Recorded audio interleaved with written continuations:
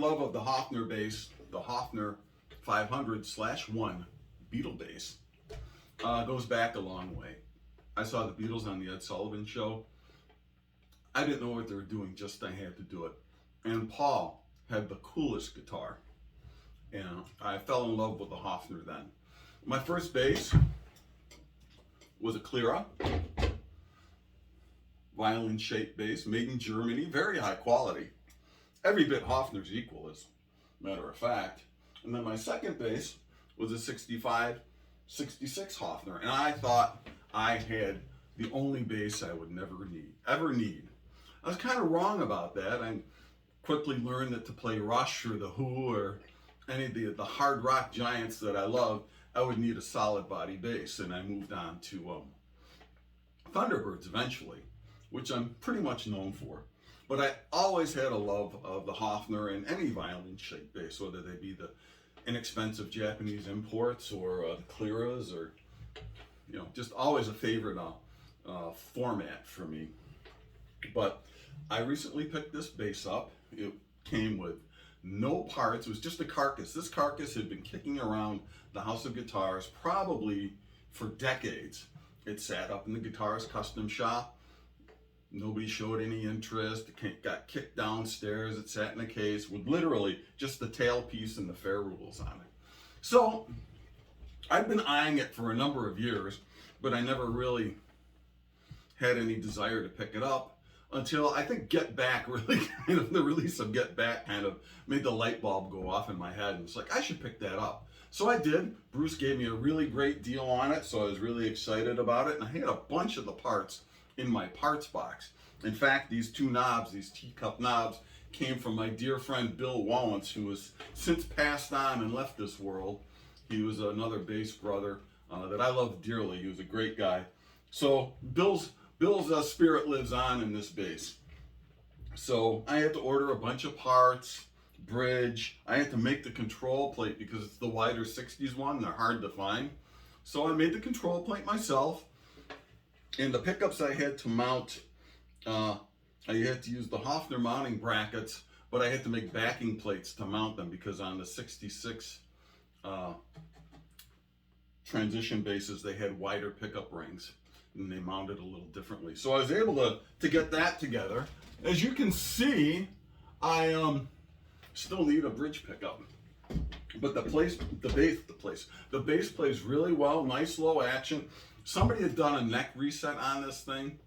I think they used like JB Weld.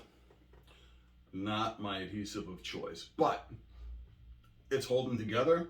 It stays in tune. I've got new tuners, new bridge. Got the controls all hooked up.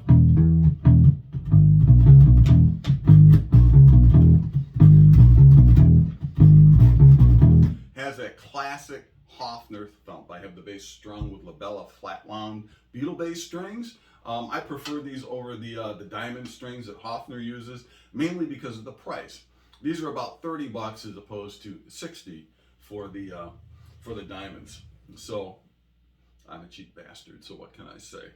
But I'm really loving this bass. I'm really excited to get it playing again. I love orphans. Anything that's cast off that I can make useful again is always up my alley. So I really had a great time putting this bass back together. The finish is pretty rugged. It's chipped off in a bunch of places, but these in 65 Hofner switched to a poly finish, very hard, very brittle. They switched from lacquer, which was much more forgiving. Even 5-6 years after these basses were new, they had already cracked because of expansion and contraction. So I'm really happy with this bass. It really brings me great joy to play along. The Beatles Get Back.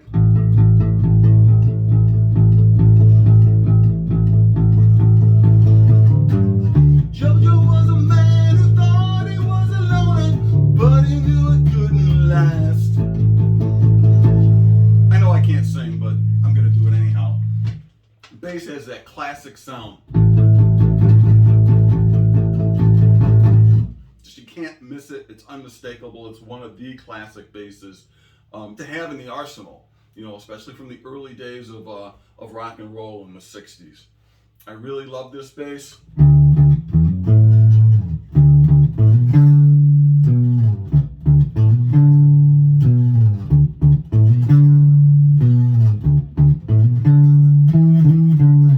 Just has that sound. Yeah, I know Paul played that on the record, but still, it sounds great.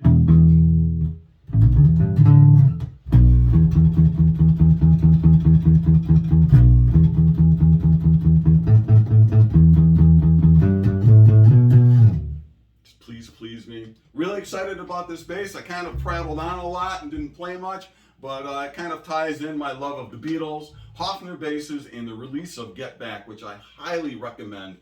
And again, thanks to Bruce at the Great House of Guitars for hooking me up with this bass. It's really cool. If you're ever in Rochester, New York, go to the House of Guitars. It's an experience. I might see you there Saturdays because I work 12 to 5 on Saturday afternoons. So until then, keep on rocking, guys, and let it be.